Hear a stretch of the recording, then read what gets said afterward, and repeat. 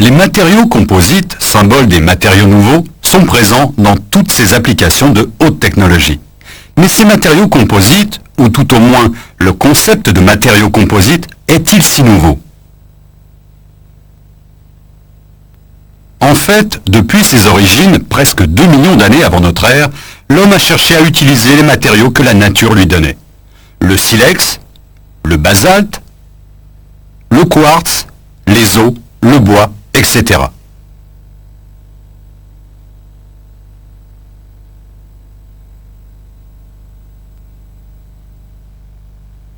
Rapidement, il cherche même à en améliorer les performances en les associant entre eux.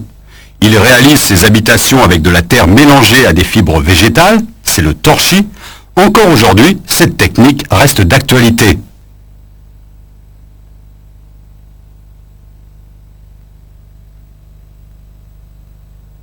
Mais de nos jours, le béton remplace la terre et les barres d'acier, la fibre. C'est le béton armé. Les matériaux composites étaient nés. La définition la plus simple que l'on puisse donner d'un composite est l'association de deux ou plusieurs matériaux non miscibles afin d'améliorer les propriétés finales du produit. Le matériau A dont on veut améliorer les propriétés et qui enrobera le matériau B est appelé matrice.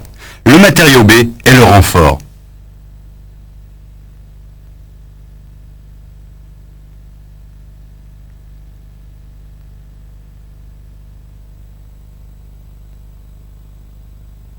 En fait, le nom générique de composite est souvent utilisé de façon restrictive pour désigner un matériau à matrice polymère, autrement dit matière plastique.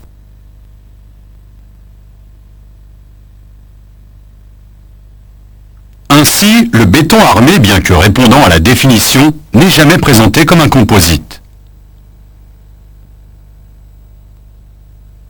Le composite est désigné par la nature chimique de la matrice, c'est-à-dire le nom du polymère ou matière plastique utilisé, et le type de renfort, nom, forme, présentation.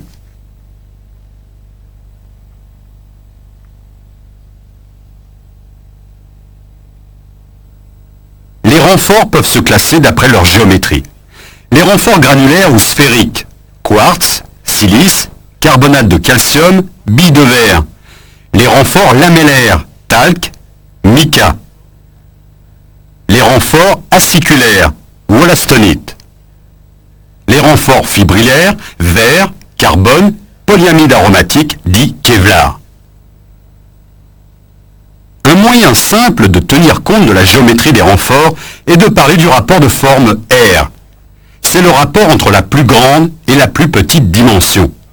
R est voisin de 1 pour les granulaires. R est égal à 5 pour le talc et 30 ou 40 pour le mica. Les aciculaires ont un rapport de forme proche de 10. Pour des fibres courtes de 150 micromètres, le rapport de forme commence à 10, puis augmente rapidement en fonction de la longueur de la fibre.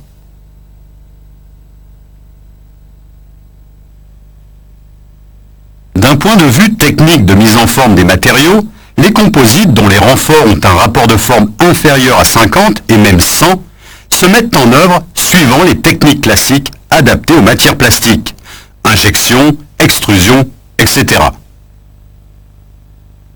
Nous nous intéresserons ici aux composites à renfort fibrillaire de rapport de forme supérieur à 100, mais souvent beaucoup plus, car la viscosité du mélange ne permet plus l'utilisation des techniques classiques précédentes. Il faut donc utiliser des techniques spéciales de mise en forme que nous allons découvrir ici.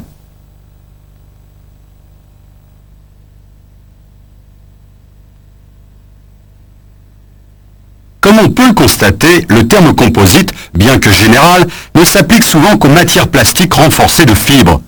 Et on pourrait ajouter de fibres longues, c'est-à-dire, comme nous l'avons vu, dont la longueur est très supérieure à 1 mm.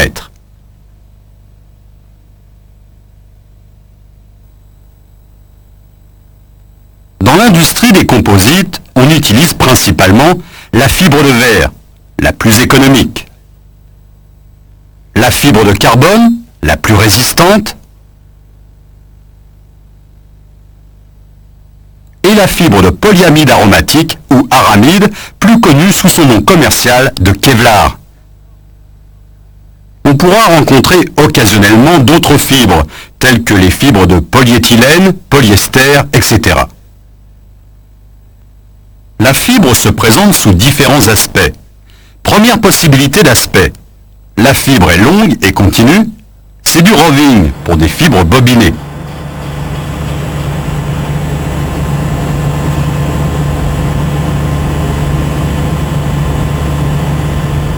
C'est du mat à fibre longue pour des fibres emmêlées sous forme de plaques. Deuxième possibilité d'aspect. La fibre est tissée. On désigne les tissus par les mêmes noms qu'en habillement. Le sergé, le satin, le taffetas. Lorsque l'on mixe les fibres, on parle alors d'hybride. Les fibres coupées sont soit agglomérées sous forme de plaques, c'est le mat fibre coupé.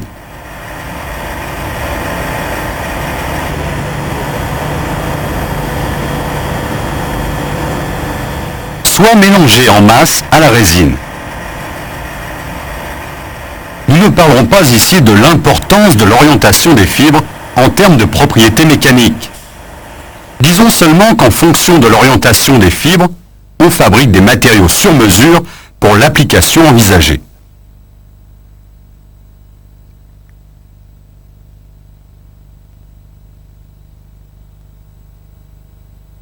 Pour que les propriétés finales du composite soient réellement améliorées, il ne suffit pas d'avoir des fibres et une matrice très performante. Il faut aussi s'assurer que la liaison entre la fibre et la matrice est bonne. La liaison est ici symbolisée par ce signe plus. Pour cela, on dépose sur la fibre, notamment sur les fibres de verre, un agent chimique qui réalisera cette forte liaison entre la surface de la fibre et la matrice polymère. On parle alors, pour désigner cet agent chimique, d'agent de couplage. On dit aussi enzymage de la fibre.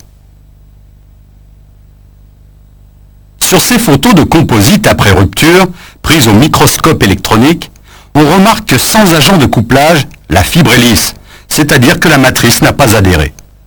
Alors qu'avec un agent de couplage, l'adhésion est bonne. Un peu de matrice reste encore accrochée à la fibre. Après l'étude de la fibre et de son agent chimique, nous arrivons donc à la matrice.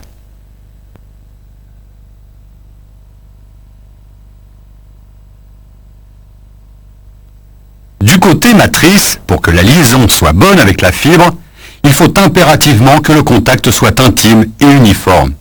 On parle de mouillabilité de la fibre par la matrice. Dans ce cas, les thermodurcissables, qui se présentent souvent très fluides avant leur durcissement, se prêtent bien à ce que l'on appelle l'imprégnation de la fibre par la résine.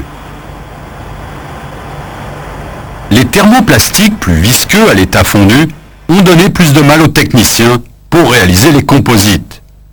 C'est pour cela que la grande part de la production de composites reste à base de thermodurcissables, époxy, polyester ou phénolique.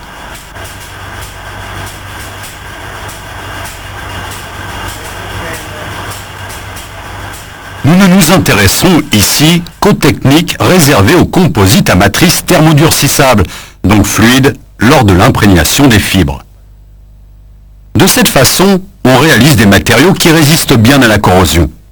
Ils sont isolants, décoratifs, légers grâce à la matrice de matière plastique et très résistants mécaniquement grâce aux fibres. Les matériaux composites ainsi présentés, intéressons-nous à leur mise en œuvre pour obtenir des pièces industrielles. Voici la liste des principales techniques qui seront développées ici.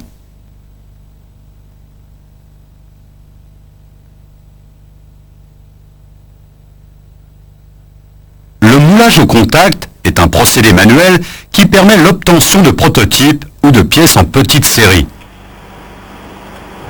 Le moule de l'objet à fabriquer peut être réalisé en bois, plâtre et même composite. La première opération consiste à déposer un agent démoulant sur ce moule.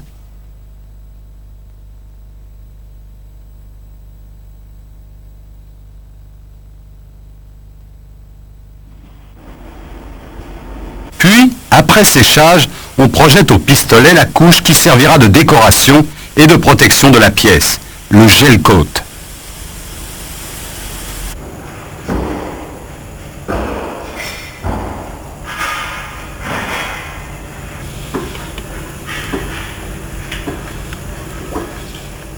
On met en place manuellement les fibres, mat ou tissu, en prenant soin de bien imprégner de résine polymère chaque pli à l'aide d'un pinceau puis d'un rouleau pour essorer le surplus de résine et retirer les bulles.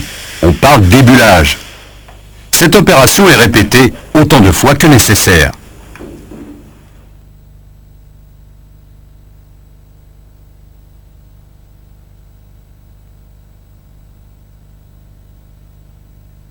Ce schéma résume la succession des différentes opérations de moulage au contact.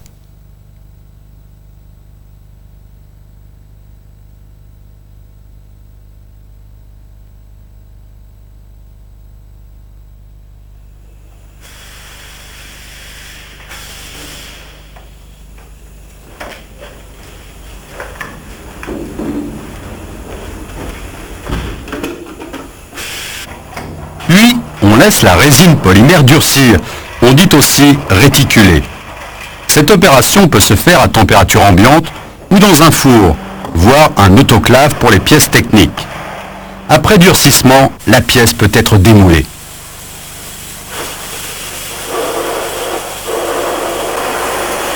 Dans ce cas, l'imprégnation est faite sans pression et une seule face, côté moule, présente un bon aspect.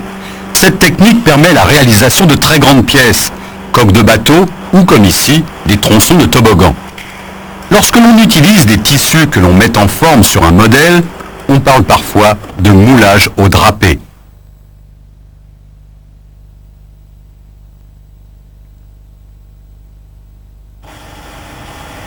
Dans le moulage par projection, l'opération de mise en place des fibres et de la résine est mécanisée.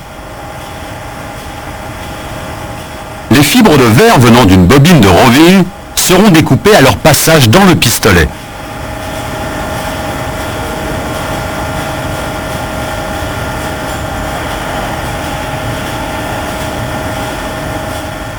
Le pistolet est aussi relié à un fût de résine, on peut donc projeter de la fibre seule ou de la résine. De la même façon que pour le moulage au contact, on prépare le moule avec son agent démoulant. La première couche de résine servira de gel coat. Puis on projette fibre et résine. Pour simplifier, nous avons ici schématisé la projection de la résine et de la fibre par un seul pistolet.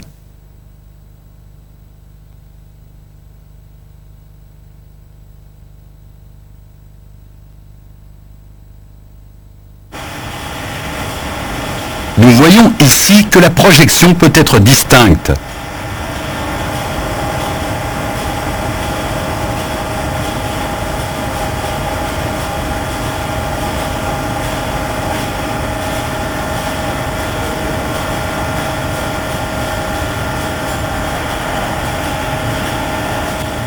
L'essorage et l'ébullage, ainsi qu'une partie de l'imprégnation, sont faits manuellement avec un rouleau. Après durcissement de la résine polymère, la pièce peut être démoulée. Nous n'avons toujours qu'une surface présentable, mais le procédé offre une plus grande productivité que le moulage manuel au contact.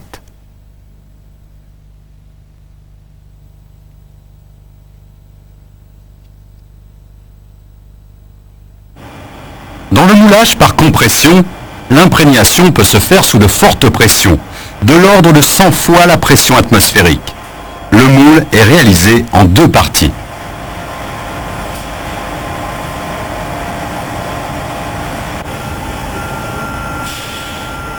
Les deux faces de la pièce auront alors l'aspect de surface des parois du moule.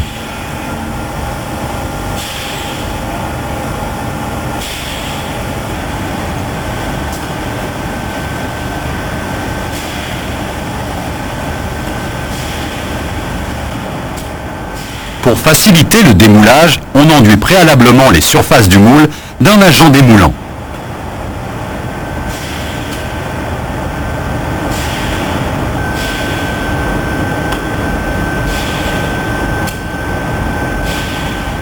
La technique la plus simple consiste à déposer dans l'empreinte du moule les fibres, mat ou tissu, puis à verser la quantité de résine nécessaire.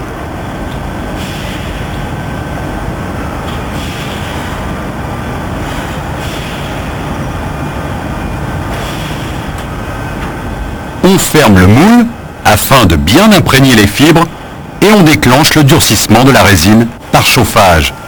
Le durcissement peut être obtenu aussi à froid avec un catalyseur.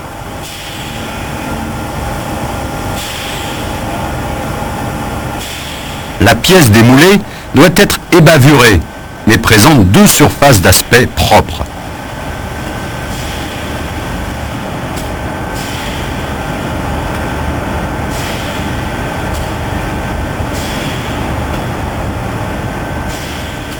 Dans le cas du moulage par compression, on peut partir de fibres déjà imprégnées de résine qui ne sont pas encore durcies. On parle alors de BMC, Bulk Molding Compound. C'est un prémix encore appelé choucroute, ce qui laisse présager l'aspect du mélange avant moulage. Nous voyons ici le dosage du BMC nécessaire à la réalisation de la pièce.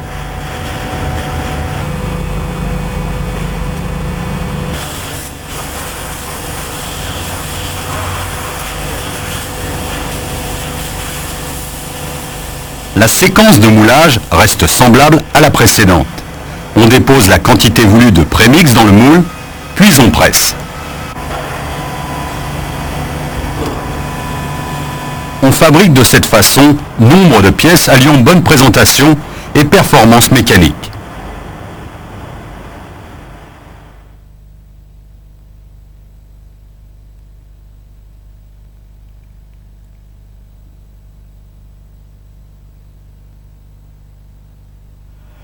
La technique de pré-imprégnation peut aussi s'appliquer au tissu ou mat.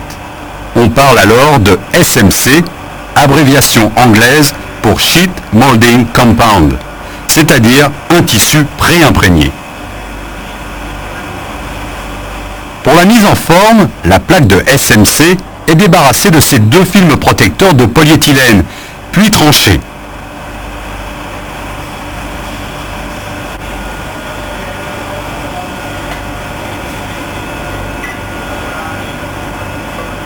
On dose la quantité de matière nécessaire à la pièce à réaliser, puis on la dispose dans le moule.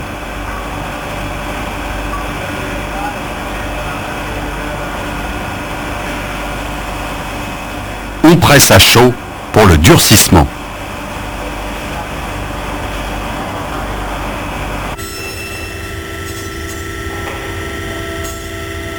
Après cette opération, la pièce est démoulée, puis ébavurée. On réalise ainsi, par exemple, des capots de voiture.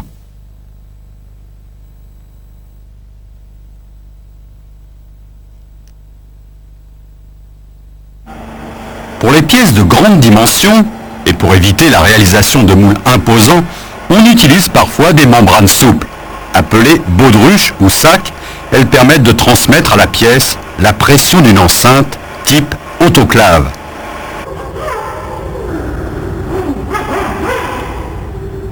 Après la mise en place de la fibre et de la résine, comme par exemple ici un pré-imprégné, on dépose sur la pièce à réaliser une feuille souple et résistante.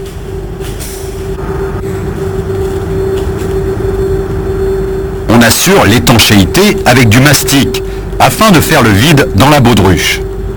On évacue ainsi l'air emprisonné, ce qui améliore l'imprégnation. On réalise une première compression par la pression atmosphérique.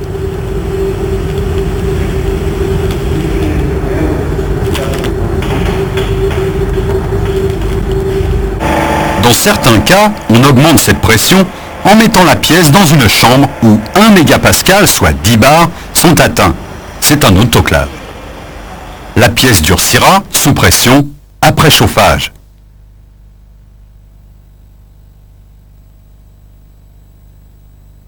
Cette technique est très utilisée en aéronautique pour le moulage de pièces de grande dimension.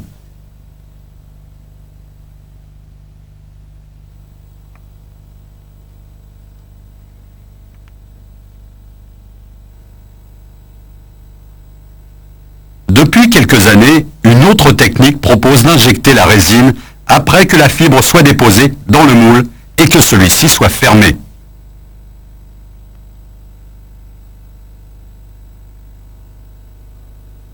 On parle de RTM ou Resin Transfer Molding.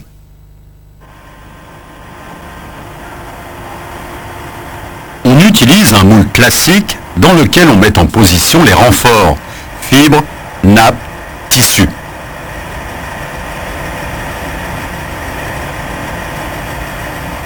Le moule est refermé.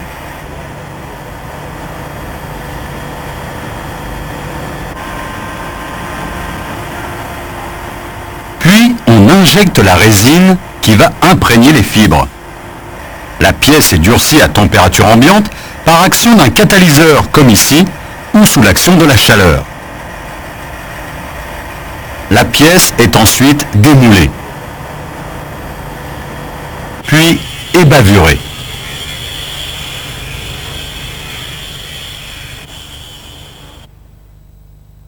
Cette technique est récente, car il a fallu mettre au point des résines à faible viscosité.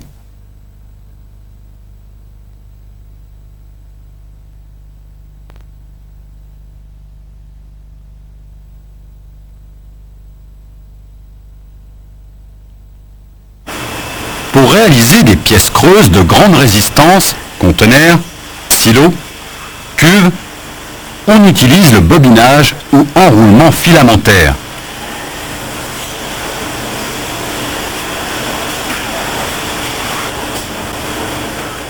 Un ensemble de fibres continues unidirectionnelles venant de bobines de roving est imprégné par trempée dans un bain de résine. Il est ensuite bobiné, serré sur une forme, le mandrin. Le tout est durci, on dit réticulé ou polymérisé pour la résine thermodurcissable.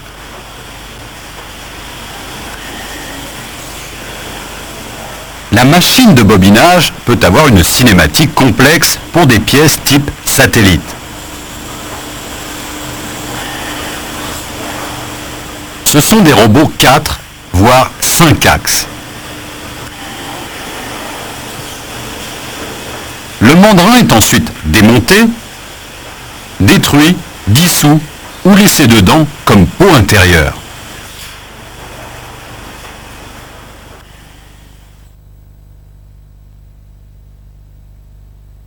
Cette technique permet la réalisation de pièces de très haute performance.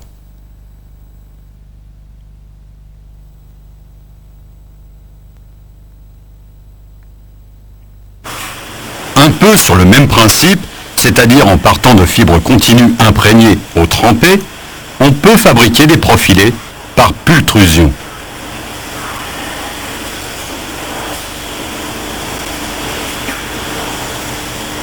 Dans ce cas, les nappes de fibres imprégnées de résine sont dirigées vers une filière qui leur donne la forme du profilé à produire. Nous voyons ici les fibres en sortie d'imprégnation avant la filière. À la sortie de celle-ci, la forme du profilé est maintenue à l'aide d'un conformateur chauffant qui permet le durcissement sans déformation. On obtient ainsi des profilés de grande résistance, des mâts de planche à voile, des antennes, des profilés, des perches de saut.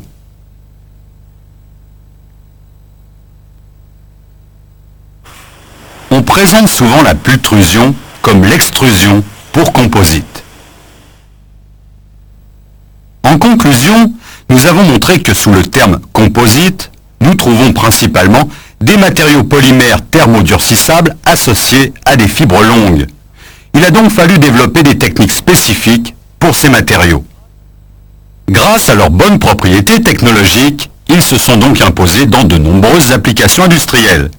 Mais ce succès est aussi passé par les progrès faits dans les techniques de mise en forme, qui ont permis d'abaisser les coûts et d'augmenter les cadences.